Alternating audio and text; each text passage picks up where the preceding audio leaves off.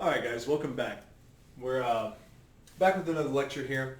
We're going to not necessarily depart, but we're going to take a slightly different tack than your textbook does for Chapter 3, which is on taking determinants. I don't like the way your textbook presents the material and the order in which they do it. So what I've done is I've taken everything you need to know from Chapter 3 and I've put it in two videos. This is part 1. I'm going to put a reminder in front of video for part 2 just to make sure again that you watch and you learn this video first and then go through part 2. So in this video specifically we're going to be talking about doing cofactor expansions. So how do you take determinants using cofactor expansions? And we don't need a lot of prerequisites for this. We just need to understand matrix notation and how that works, because what we're going to be doing is we're going to be using we're going to be assigning basically scalar values to matrices. That's basically what a determinant is taking an array of values, that square matrix, and then assigning one number to it, like one fixed scalar number to it. Okay, so let's go ahead and get started. Okay, the easiest way to do this would be to talk about the process in a quasi-inductive manner. And what I mean by that is I'm going to teach you guys how to do this for very, very small matrices, like 2x2s. And then instead of giving you another method for doing 3x3 or 4x4 matrices or 5x4, whatever size you want to do, I'm going to teach you how to take the larger matrices and reduce them down in size to where you're just doing several of the smaller ones. Okay, so let's just go ahead and get started with the notation first. And then after that, we'll talk about the actual expansion process. Let's say I've got a matrix A. I'm going to label A. Let's say it's A, B, C, D. So 2x2, and that's really the smallest value matrix for which the determinant is an interesting process. Now, to take the determinant of a 2x2 matrix, we're just going to memorize how this is done. It's very quick, very easy, almost nothing to it. Okay, so first things, notation. So when I say the determinant of A, we'll notate that as either det of A, determinant of A, or equivalently, we can put vertical bars around A. Now this is going to look familiar, okay, because you use vertical bars here to represent absolute value. And in point of fact, we use vertical bars to represent in mathematics what we call norms. And this is similar. Those are mappings with some rules and stuff such. It's not really important, but it's useful to think of. Again, we're using this to assign a single number to A. Now, this same notation, these vertical bars, we can extend to the actual matrix itself. Notice the difference in the brackets here. Okay, my actual matrix array has these little, I don't know, I call them feet. Okay, on their brackets. This signifies this is a matrix. If I just use vertical bars instead, again, no feet here, this means, again, determinant. Okay, so how do I take the determinant of a 2x2 matrix? Well, in this particular case, it's defined as A times D minus C times B. Okay, or equivalently, it's somewhat easier to remember if you look at it. I multiply these two values and subtract from that the product of those two values, right? So there's my determinant. Okay, let's go ahead and just do an example, just real quick. Let's say I have the matrix 2, 5, -1, 4. Okay, again, so we're using my determinant formula here. The determinant of this matrix would be 2 times 4 minus -1 times 5. Well, 2 times 4 is 8. -1 times 5 is -5. I've got 8 minus -5. 8 minus -5 is 13. So the determinant of this is 13. And it's a very common question to ask. Well, yeah, but 13 what, right? Like, what does 13 mean for this matrix? And unfortunately, the answer is effectively nothing, this is not some sort of representation of size or any unit of measurement or anything like that. There are some things we're going to use these determinant values for, mostly for determining linear independence and dependence. We'll get to that in a later chapter. But for right now, I just want you guys to know how to find this number, right? How to find the number for any given matrix. Okay, so this is 2 by 2. And for every 2 by 2 matrix, we'll take it the same way, right? We'll multiply this diagonal, subtract from it, multiply that diagonal. Okay, so how do I expand this to be able to do larger matrices? Okay, because for larger matrices, they don't really have these clever little tricks. You may have seen one for 3 by 3 matrices, maybe in a physics class or something like that, where you recopy a couple columns. We won't be doing that, but again, that trick exists. But then it sort of falls apart once you get to 4 by 4, 5 by 5, and the like. Okay, so we're going to learn one method, and that method will work for all of our examples. However, in order to do that, I have to cover some definitions real quick. So, I'm going to take a 3 by 3 matrix as an example here, just because it's of a size that's big enough to be interesting, but small enough to be workable. And I'm actually just going to label this with its indexed entries here. So I've got A11, A12, A13. T will get a little long on that A. A21, A22, A23, A31, A32, A33. Okay, so what I would like to define for this matrix, I would like to define two things. I'd like to define a minor of this matrix. Okay, so I'd like to define a minor. Okay, so a minor, okay, so I'm going to put the word here is minor, okay, and the notation is M sub ij, right? So there's like a M13 minor, M21 minor, etc., etc. A minor of matrix A is the determinant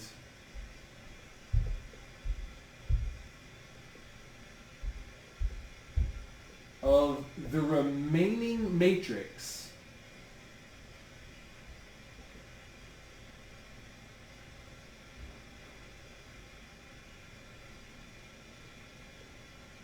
after removing row I and column J. Okay. So what would that look like? All right, well, let's see if we can't work an example here with my arbitrary matrix here. So what would, let's say, M23 be, right? So M23. So what I'm going to do is I'm going to go up to my matrix here, right? And I'm going to eliminate, apparently, row 2 and column 3. Okay? So row 2 and column 3. All right. So I'll eliminate row 2, so those values don't exist, right? And I will eliminate, let me get another one of these. So I'll eliminate row 2 and column 3. And you'll notice that only leaves me with 4 values, right? Specifically A11, A12, A31, and A32. Okay, fine. Oh, drop them on markers. Okay, so this is the determinant of, again, ignoring those, A11, A12, A31, A32. Okay? So notice what the minor is. The minor is a determinant of a matrix a size smaller than A. A was 3 by 3, and every minor of A is a 2 by 2. Okay? And this we know how to do, right?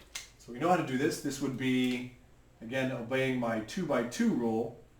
This is A11 times A32 minus a 3, 1 times a 1, 2. Okay. It's pretty reasonable, right? Okay. All right, fair enough. I'm going to do a real example where I actually put numbers in these things once I give you one more definition. So hold on for 1 second. Let me do one more, and then we'll do that. Okay. So these are minors, and now we know how to take a minor. But what I really want are cofactors, and cofactors are very, very similar to minors. Okay. So a cofactor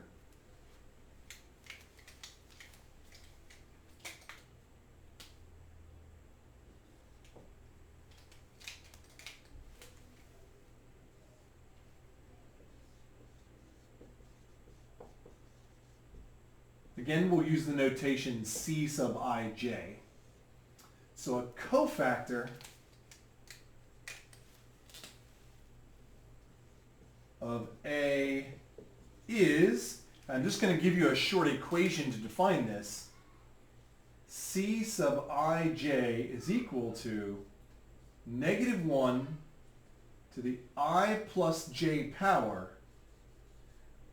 times m sub ij. Remember, m is the minor, right? So really, the cofactor is just the minor. Again, remember, that's a number. Okay? The cofactor is just the minor, and maybe positive or negative, right? Because all this term does is change the sign from positive, negative, or keep it positive, etc. So let's actually do one of these. All right. Let me fill in some real values here. So let's do, all right, let's say, making stuff up. Let's say 1, 0, 2, -2, 3, 2, 1, 4, -1. All right, so there's my matrix. And I would like to find, let's say, C sub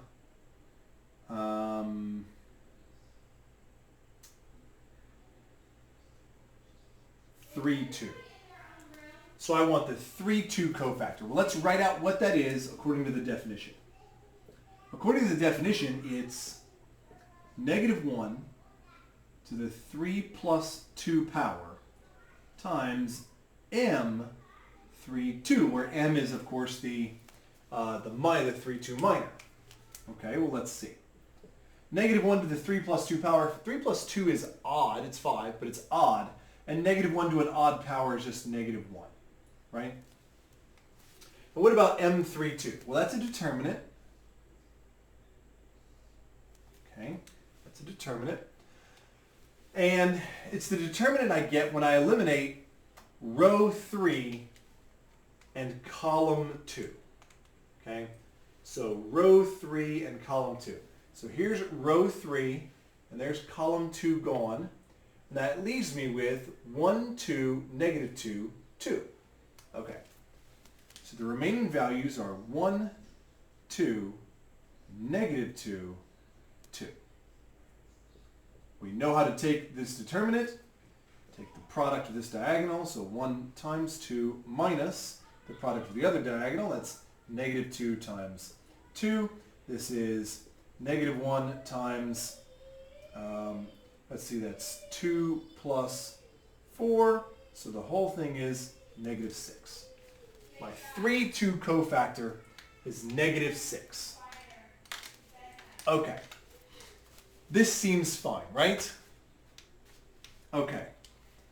So how does this help me take the entire determinant of A? Well, that's where the expansion process comes in. Okay, that's where the expansion process comes in. All right, let me go ahead and erase these, and I'll give you guys the definition for how to expand the determinant of A. Now, when I say expand, I literally mean make bigger. We're going to make the operations here simpler, but there's going to be more of them. So, okay. I can expand by either a row or a column. Okay. It doesn't matter which row or which column, you just need to pick one. Okay? So I'm going to choose, again, arbitrarily, I'm going to choose row 1. Okay? All right. Now, to expand by row 1, I'm just going to add up all the cofactors in row 1. Right? Okay? So, here we go. The row 1 cofactor expansion. Okay? So we have the determinant A. This should be C11 plus C... Crap. Hold on. I don't know why I'm getting it. It's the sum of the products. This is A11 times C11 plus A12 times C12 plus A13 times C13. It's the sum of the products of the row values and their cofactors. Okay? So again, I want to take the product of A11, that's this value, times its cofactor, then A12 times its cofactor, plus A13 times its cofactor. Okay, so let me write out what this is. I'm going to write out each of these things. A11 is 1. The cofactor for A11 is negative 1 to the 1 plus 1 power times the remaining determinant when you ignore row 1 and column 1. So if I ignore row 1 and column 1, the remaining determinant is 3, 2, 4, negative 1. Okay. Okay, there we go. And now I have A12 times C12. Okay, fair enough. A12 is 0 times negative 1 to the 1 plus 2 power, okay, times the remaining determinant when, again, I eliminate row 1 and column 2. So row 1 gone, column 2 gone. That leaves me with negative 2, 2, 1, negative 1. Okay? And the last cofactor here, the last portion here, A13, that's a 2, times negative 1 to the 1 plus 3 power times the remaining determinant when I eliminate row 1, column 3. That's negative 2, 3, 1, and 4. Okay. All right, so it's a lot of numbers, right? It's a lot of numbers, but again, it's no longer determinative of 3 by 3. It's just a whole bunch of 2 by 2s. And most of these things are fairly easy arithmetic anyway. Okay? Negative 1 to the 1 plus 1 power, that's even. Negative 1 to an even power is even. This is 1 times 1. Okay. All I really need then is a determinant here. I've got 3 times negative 1, that's negative 3, minus 4 times 2, so minus 8. There we go. This entire expression is negative 3 minus 8. This second one is my favorite. You notice that something nice here, I've got 0 times, I don't know or care what this comes out to, right?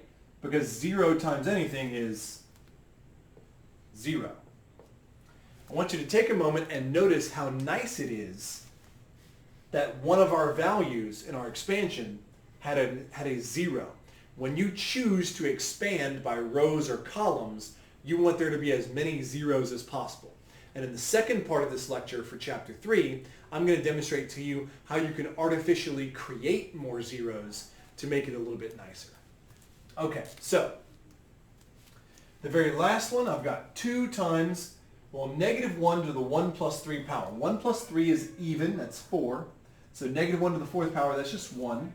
So I've got 2 times this determinant. Well, let's see. Negative 2 times 4 gives me negative 8 minus 1 times 3. That's minus 3. Okay, so what does this give me? This gives me negative 11 plus 2 times negative 11. That's negative 22. This determinant is negative 33. All right, so there's determinant of A. Now, one of the cooler aspects of this is it doesn't matter which row or column you chose, you're always going to get negative 33 if you do it correctly. Okay? I could have expanded it by row 3, by column 2, by column 1. It doesn't matter. This process works no matter which row or column you choose. So when you choose greedily, right? We want to choose the column or row that has the most zeros in it. Okay. This is the entire process, right? But I want to take a moment and talk a little bit about why this process is not optimized, why it's not necessarily the best. Observe what happened. I had a 3 by 3 matrix and I wanted to take a determinant of it. And what I did was I took my 3 by 3 matrix and I turned it into a bunch of 2 by 2s. How many? Well, 3 of them, right? It's one 2 by 2 matrix for every value in either the row or the column. Since it's 3 by 3, that's 3 of them. But let's see if we can't think about what would happen for a larger matrix. What would happen with a 4 by 4? Well, if I had a 4 by 4 matrix, then the cofactor expansion would turn it into 4 3 by 3 determinants, right? Well, yeah, but then each of those 3 by 3s would have to turn into 3 2 by 2s. And if I take one 4 by 4 and turn it into 4 3 by 3s, and each one of those becomes 3 2 by 2s, I really take a 4 by 4 matrix or 4 by 4 determinant and I turn it into 12 2 by 2s. I'll do one more. Take a 5 by 5, you reduce that down to 5 4 by 4s. Each 4 by 4, we've already discussed, is 12 2 by 2s. 5 times 12 gives me 60. Now, those of you in my class that are in computer science are probably starting to notice the problem here. What's the growth? This is factorial growth, right? Every time I increase the size by 1, I multiply that new size, right? So if there are 60 2 by 2 determinants to do a 5 by 5, to do a 6 by 6, there are 360. Yeah, okay? To do a 7 by 7, you're looking at 2,520, right? It gets large very quickly. So while this is a nice, clear method for doing this, this is as far away from a polynomial time process as you can possibly get. This is not very efficient, okay? But it does work, right? It does work, okay? In the second part of these videos, what I'm going to do is I'm going to demonstrate to you how we can use elementary row operations in a very careful manner to be able to create zeros where this becomes much, much more efficient. Okay? All right, guys. As normal, do your homework, but in this particular instance, I'll say don't do your homework yet. Watch part 2, then get your homework done. I'll see you in class.